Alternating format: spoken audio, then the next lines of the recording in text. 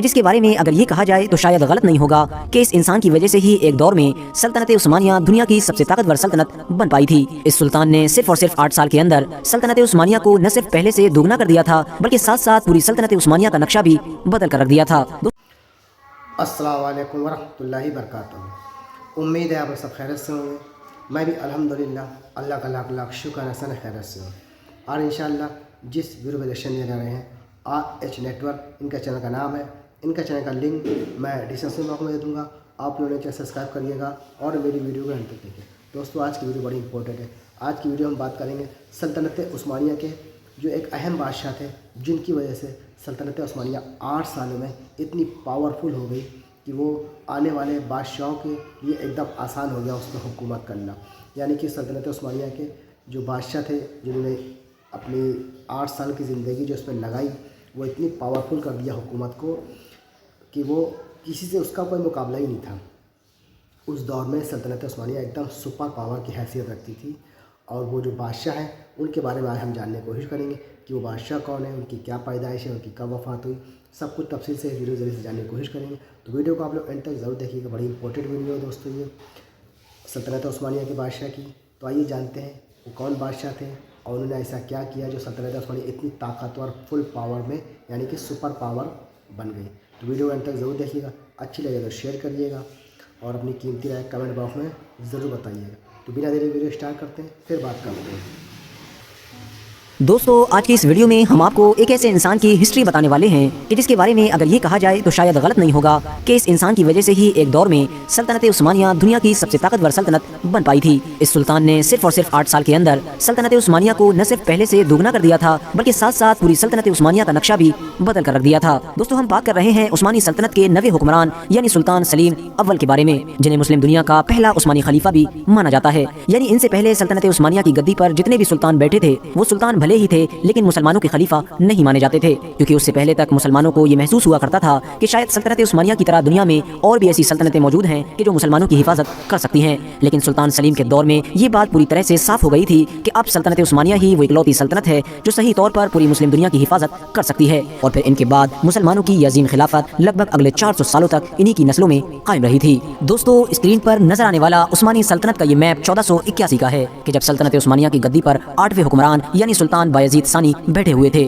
سلطان بایزید ثانی ہی سلطان سلیم اول کے فادر یعنی والد تھے۔ اب یہ دوسرا میپ 1520 کا ہے، یعنی جب سلطنت عثمانیہ کی گدی پر سلطان سلیم اول بیٹھے ہوئے تھے۔ ان دونوں میپس کو دیکھ کر ہی آپ اس بات کا بخوبی اندازہ لگا سکتے ہیں کہ سلطان سلیم اول نے اپنے دور میں کس طرح سے سلطنت عثمانیہ کا پورا نقشہ ہی بدل کر رکھ دیا تھا اور پوری سلطنت کو پہلے سے دوگنا کر دیا تھا۔ اور سب سے زیادہ حیرانی کی بات یہ ہے کہ انہوں نے یہ سارے کارنامے صرف اور صرف 8 سال کے اندر کر دکھائے تھے۔ دوستو 1512 میں جب سلطان سلیم اول 41 سال کی عمر میں سلطنت عثمانیہ کے تخت پر بیٹھے تو انہوں نے شروع سے ہی ان تمام لوگوں کے ساتھ سختی سے پیش آنا شروع کر دیا تھا کہ جو حکومت کا کام کاج سنبھالا کرتے تھے، کیونکہ سلطان سلیم اول نے اپنے والد یعنی سلطان بایزید ثانی کا نرمی کا دور دیکھ لیا تھا، اور وہ جان چکے تھے کہ میرے والد کی حد سے زیادہ نرمی کی وجہ سے ہی آج جہاں ایک طرف ہماری فوج حد سے زیادہ کمزور ہو چکی ہے تو وہیں دوسری طرف ہمارے محل میں موجود حکومت کا نظام سنبھالنے والے لوگ بھی بڑی سستی کے ساتھ کام کر رہے ہیں۔ سلطان سلیم اول کی سختی اور غصے کا عالم یہ تھا کہ انہوں نے اپنے ان سگے بھائیوں تک کو نہیں بخشا تھا کہ جنہوں نے سلطان سلیم اول کے خلاف بغاوت کی تھی۔ اتہاسکار لکھتے ہیں کہ انہوں نے اپنے 8 سال کے اندر ایسے بہت سارے وزیر اور بڑے بڑے اعلیٰ افسروں کو بھی قتل کروا دیا تھا کہ جو ان کے خلاف بغاوت کرتے تھے یا پھر کوئی ایسا کام کیا کرتے تھے کہ جس سے حکومت کمزور پڑے۔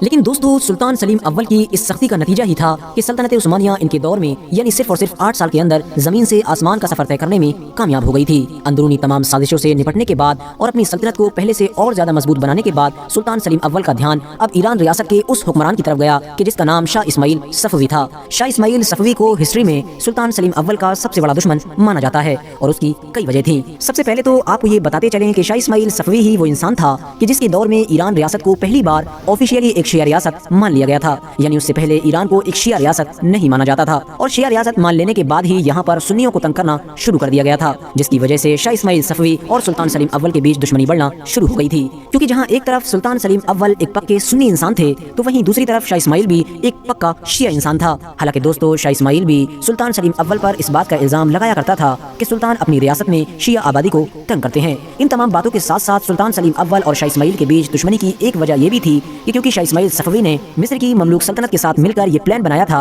कि हम दोनों मिलकर सल्तनत उस्मानिया को खत्म कर देंगे, जिसकी खबर सुल्तान सलीम अव्वल तक पहुंच चुकी थी। इन तमाम बातों से परेशान होकर सुल्तान सलीम अव्वल ने एक बार शाह इस्माइल सफवी के पास एक खत भी रवाना किया, जिसमें लिखा हुआ था कि शाह इस्माइल बगैर किसी जंग के हमारी इताअत कबूल कर ले। लेकिन शाह इस्माइल ने सुल्तान सलीम अव्वल के न सिर्फ इस खत को मानने से इनकार किया, बल्कि जवाब में सुल्तान सलीम अव्वल की मजाक भी उड़ाई और कहा कि मुझे लगता है कि सुल्तान सलीम ने यह खत नशे में लिखा है। ये सुनकर सुल्तान सलीम अव्वल गुस्से से लाल हो गए और वो फौरन एक बड़ी फौज के साथ अपनी बहुत सारी तोपों को लेकर ईरान रियासत की राजधानी यानी तबरेज पर हमला करने के इरादे से निकल पड़े। क्योंकि दोस्तों शाह इस्माइल ये बात अच्छी तरह से जान चुका था कि उस्मानी फौज से मुकाबला करना उसके लिए नामुमकिन सी बात है, इसीलिए वो जंग से बचने की कोशिश करता रहा और उसने ईरान रियासत के वो सारे शहर खाली करवा दिए कि जो तबरेज आते वक्त रास्ते में पड़ा करते थे, जिसकी वजह से अब उस्मानी फौज में खाने पीने की सामान की कमी हो गई। लेकिन उसके बावजूद भी सुल्तान सलीम अव्वल ने हार नहीं मानी और वो कुछ दिन के अंदर ही अपनी एक अजीम फौज के साथ तबरेज शहर के दरवाजे पर पहुंच गए। ये देखकर शाह इस्माइल के होश उड़ गए और मजबूरी में अब उसे जंग के लिए बाहर आना ही पड़ा। इस जंग में भले ही ईरानियों ने भी उस्मानियों का बड़ी बहादुरी के साथ मुकाबला किया था,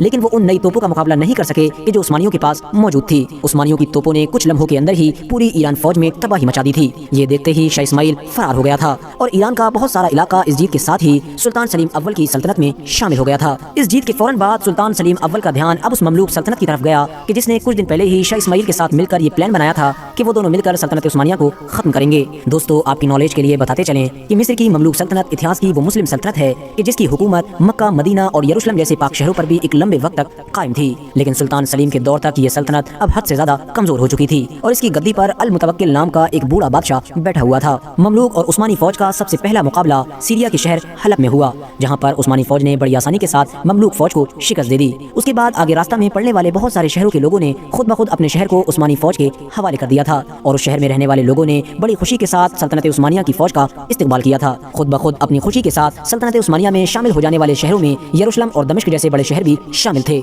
आखिरकार बहुत लंबा सफर तय करने के बाद सुल्तान सलीम अव्वल मिस्र तक पहुंचने में कामयाब हो गए। मिस्र की इस सल्तनत का बादशाह तो पहले ही हलब की जंग में कत्ल हो चुका था, जिसकी वजह से अब इस सल्तनत की बची कुची ताकत भी खत्म हो गई थी। लेकिन उसके बावजूद भी ममलूक सल्तनत के बहुत सारे सिपाहियों ने सल्तनत उस्मानिया से मुकाबला करने की कोशिश की, लेकिन आखिरकार नाकामयाब हुए और इस तरह से अब ममलूक सल्तनत का हमेशा हमेशा के लिए इस दुनिया से खात्मा हो गया। ममलूक सल्तनत के खत्म होने के साथ ही सल्तनत उस्मानिया में वो सारे इलाके शामिल हो गए कि जो ममलूक सल्तनत के अंडर में आया करते थे, जिनमें मिस्र, यरूशलेम, मुल्क शाम के साथ साथ मक्का, मदीना जैसे पाक शहर भी शामिल थे। उस दौर के शरीफ मक्का ने भी सल्तनत उस्मानिया की मोहब्बत के साथ इताअत कबूल की और सुल्तान सलीम अव्वल को खादिमुल हरमैन शरीफैन का लक़ब दिया गया और बस यहीं से ही उस्मानी खानदान में मुस्लिम खिलाफत का भी आगाज हो गया था। यानी सुल्तान सलीम अव्वल मुसलमानों के पहले उस्मानी खलीफा थे। इसके बाद से लगातार लगभग अगले 400 सालों तक मुसलमानों की खिलाफत उस्मानी खानदान में ही कायम रही थी और हर उस्मानी खलीफा का नाम खुतबे में अमीरुल मोमिनीन के तौर पर लिया जाता था। साथ ही साथ आपको ये भी बताते चलें कि मशहूर सूफी बुजुर्ग यानी इब्नुल अरबी का मकबरा भी सुल्तान सलीम अव्वल ने ही बनवाया था। सीरिया में इब्नुल अरबी की कब्र के पास ही में मौजूद आलीशान मस्जिद भी सुल्तान सलीम अव्वल की ही बनवाई हुई है, जिसके फोटोज को आप गूगल पर बड़ी आसानी के साथ देख सकते हैं। दोस्तों सुल्तान सलीम अव्वल की पूरी जिंदगी भर की गई मेहनत और कोशिशों का ही नतीजा था कि जब इनके बेटे की हुकूमत का दौर आया यानी सुल्तान सुलेमान का दौर आया, तब सल्तनत उस्मानिया पूरी दुनिया में सुपर पावर भी बन गई थी, क्योंकि उस दौर में सल्तनत उस्मानिया जमीन के साथ साथ समुद्र में भी सबसे ज्यादा ताकतवर मानी जाने लगी। तो दोस्तों ये तमाम रिएक्शन जो हमने देखा सुल्तान सलीम अव्वल के बारे में, जो मुसलमान के पहले खलीफा ही बने